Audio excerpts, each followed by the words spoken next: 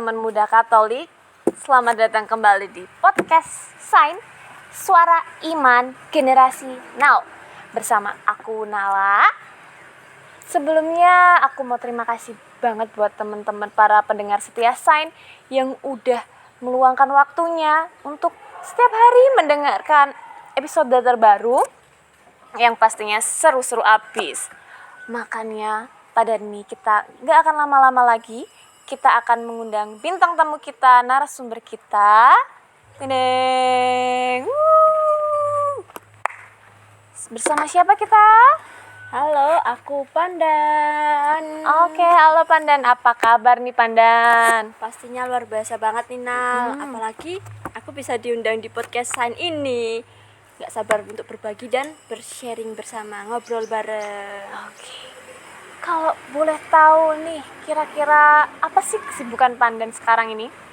Sekarang aku lagi kuliah dan juga aktif di OMK sebagai penggiat kegiatan sosial di gereja dan lingkungan nih Nal. Waduh, keren banget ya semuanya ya.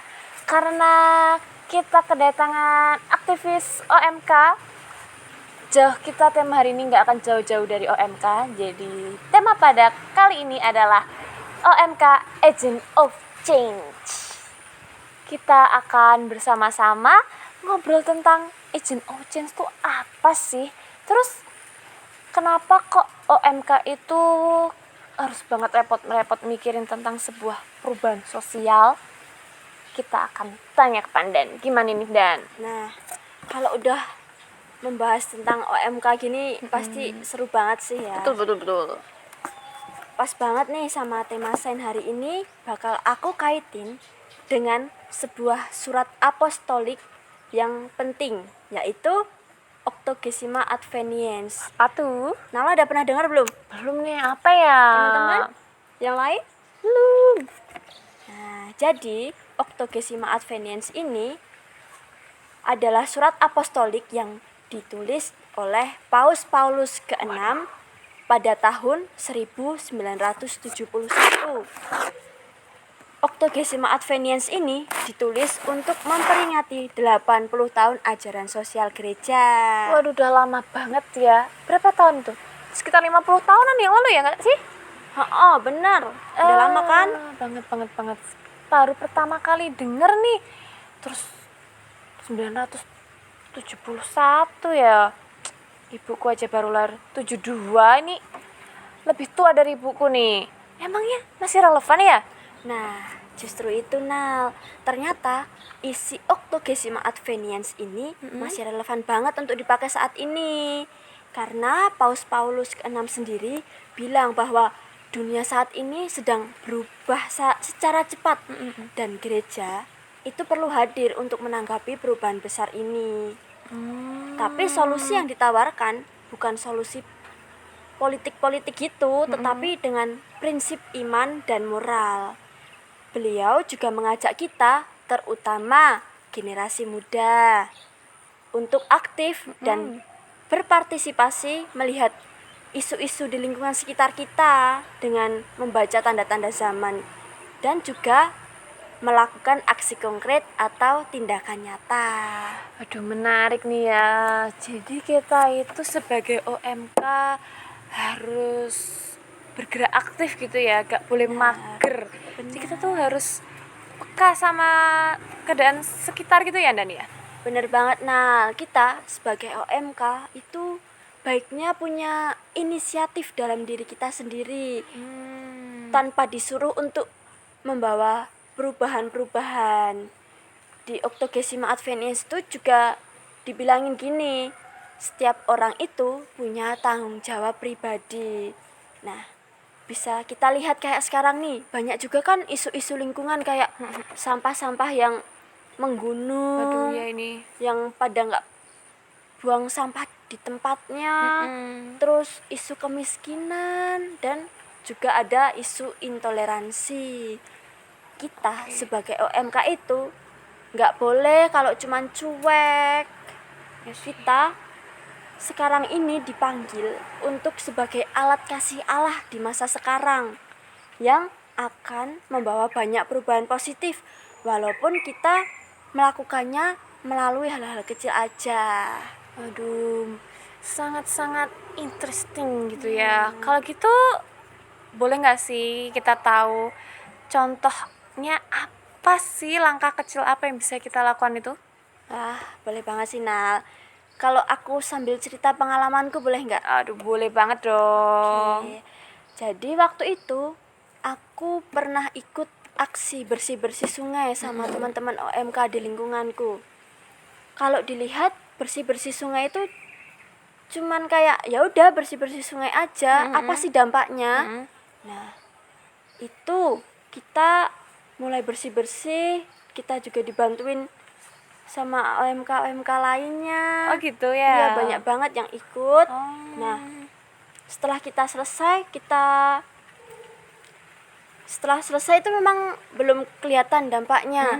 Tapi setelah beberapa hari, warga-warga itu pada laporan bahwa sungai di sana udah nggak banjir-banjir lagi, udah nggak ada sampah-sampah yang bikin bau. Mantap Nah, nih. itu dari situ warga-warga pun juga tergerak dan terbuka hatinya untuk ikut membersihkan, dan kita juga dipanggil sama Pak RT untuk diskusi bareng untuk mengadakan kegiatan-kegiatan rutin kayak gini lagi. Aduh, keren banget sih bisa jadi Pandawara ya Ya, kita kan? jadi Pandawara mini. Jadi langkah kecil yang kita lakukan itu bisa punya makna yang besar gitu ya. Banget, Nal. Dan Paus Paulus ke-6 dalam surat apostoliknya itu juga menekankan bahwa inisiatif lokal akan lebih berdampak daripada kebijakan umum yang tidak membumi. Jadi OMK itu bisa mulai dari ya kayak bersih-bersih sungai, bersih-bersih lingkungan, dan bisa juga melalui diskusi terbuka dengan warga atau menjadi relawan sosial. Asalkan semua hal yang kita lakukan itu kita awali dengan motivasi kasih dan tanggung jawab sebagai garam dan terang dunia. Oke, jadi kalau dilihat ini Paus Fransiskus ini menekankan pentingnya inisiatif lokal ya kan ya. Jadi itu artinya OMK itu nggak perlu nunggu perintah kan, tetapi juga harus inisiatif. Nah, inisiatifnya ini tuh juga harus dilakukan dengan sebuah kebijaksanaan dan juga kepekaan sosial. Nah, ya betul banget yang dikatain sama Nala. Dan semua ini bisa terjadi kalau OMK itu mau untuk keluar dari zona nyamannya, nggak cuma di situ-situ aja, cuma maunya ikut retret kayak kegiatan OMK, terus cuma aktif waktu kegiatan di gereja kayak pelayanan doang, Misdinar gitu ya. lektor, cuma ikut paskahan atau natalan doang.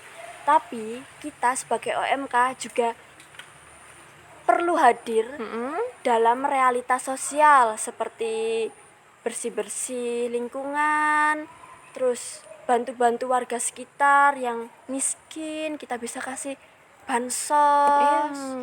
Terus kita juga bisa menyuarakan keadilan sosial. Oke, jadi kita tuh harus balance gitu ya. Ya, benar. Kayaknya kalau didengar-dengar itu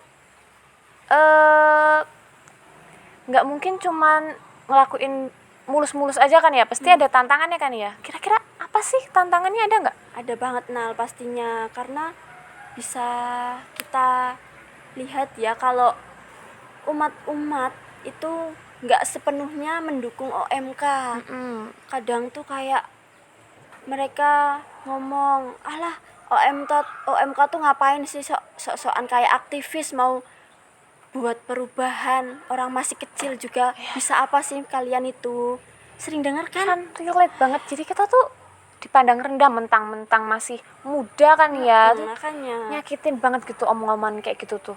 Terus karena kamu denger kayak gitu, gimana sih kamu menghadapi omongan-omongan yang julid begitu tuh? Kan kalau walaupun sekedar omongan nih ya, tapi itu kan berpengaruh kan ya ke mood gitu. Berpengaruh banget sih Nal, dan kata-katanya tuh waktu pertama kali denger langsung nusuk di hati gitu kan. Nah tapi seiring berjalannya waktu, omongan-omongan kayak gitu aku jadiin sebuah pembelajaran Oke. kalau memang perubahan itu sering ditentang pada awalnya. Dan aku juga ingat kalau Tuhan Yesus itu juga sering mengalami banyak penolakan juga kan. Nah, Paus Paulus ke-6 di surat apostoliknya tuh juga mengajak kita untuk jangan berhenti walaupun kita dapat cibiran-cibiran atau omongan-omongan gak enak, menjelek-jelekin OMK. Itu gak usah takut, kita terus jalan aja, kita terabas gitu ya. Kita apa aja, tantangan apa aja harus kita terabas. Oh, baik tak tabrak yang menjadi penghalang. Nah, itu bener banget. Karena kita nggak akan tahu gimana hasilnya. Hasil akhirnya tuh gimana kalau kita terlalu mikirin omongan-omongan orang yang ngejelek-jelekin kita. Karena OMK ini kita buat kegiatan kayak gitu bukan buat pamer kan, tapi kita memenuhi panggilan iman kita. Kalau gitu ada nggak sih tips and triknya? Kayaknya bakal susah nggak sih kalau kita terima gitu aja? Ada nah, aku ada 3 nih yang aku terapin juga. Apaan untuk aku tuh? dan juga OMK di lingkunganku. Yang pertama, kita sebagai OMK itu jangan terlalu baperan, jangan terlalu bawa perasaan kita, karena kita akan tahu kalau apapun yang kita buat akan ada ujiannya, ada tantangannya. Kita juga bisa ingat bahwa Yesus tuh kan juga sering dicibir, tapi beliau tetap berjalan dalam misinya. Konsisten Ya, ya. konsisten. Yang kedua, kita jangan ngelakuin hal ini sendirian. Kita bisa buat komunitas kecil. Mulai dari kita ajak teman lingkungan kita 1 atau 2 orang. Nanti kita bisa jadi banyak kan. Nah, itu dari situ kita bisa saling menguatkan, bisa saling mendukung. Jadi kita kalau dapat cibiran-cibiran kayak gitu nggak gampang goyah, selalu kuat. Nah, yang terakhir nih Nal, yang ketiga, kita bisa selalu berefleksi. Kita bisa tanyain pada diri kita sendiri, sebenarnya apa sih yang aku lakuin ini, kegiatan ini, apakah untuk memuliakan Tuhan atau hanya untuk pamer? Kalau kita punya motivasi dasar yang murni, kita akan terus melangkah dengan hati yang damai. Oke, ini pertanyaan terakhir nih, aku mau kamu kasih pesen dong. Apa sih pesannya untuk OMK yang lagi semangat jadi agent of change tadi, tapi tuh masih ada perasaan yang mengganjal, masih merasa kecil dan enggak dianggap itu? Nah, kalau itu kita bisa terapin dalam diri kita sendiri. Kalau kita ini jangan anggap diri kita ini kecil, tetap kan kita ini punya iman yang besar. Bahkan Tuhan kita tuh juga besar. Kalau kamu udah merasa Tuhan menggerakkan hatimu untuk bertindak, untuk membuat perubahan, ya udah jalanin aja. Jalan terus, jangan berhenti. Arahkan semangat itu ke hal yang membangun. Dan yang penting kita bisa lakukan hal-hal itu dengan cinta, bukan dengan amarah atau ingin diakui. Nah, aku juga ada sebuah Injil nih untuk penyemangat OMK ya, dari Apa tuh? Matius bab 5 ayat 13 sampai 16 yang bilang kamu adalah garam dan terang dunia. Jadi peran OMK di sini ini bukan sebagai cadangan di masa depan, tetapi sebagai alat aktif Allah di masa kini. Amin. Semuanya amin. Amin dong. Luar biasa banget ya. Pembahasan kali ini tuh sangat-sangat menginspirasi kan ya. Jadi terima kasih Pandan atas sharingnya, ceritanya. Semoga OMK dimanapun kalian berada bisa semakin berani, bisa menjadi garam dan terang dunia. Makanya yuk kita ubah dunia kita ini mulai dari hal-hal yang kecil. dari tempat kita berdiri. Nah, benar itu yang diomongin sama Nala. Ayo, kita orang muda Katolik jangan takut untuk bersinar karena dunia butuh terang kalian. Oke semuanya, sampai jumpa di episode selanjutnya.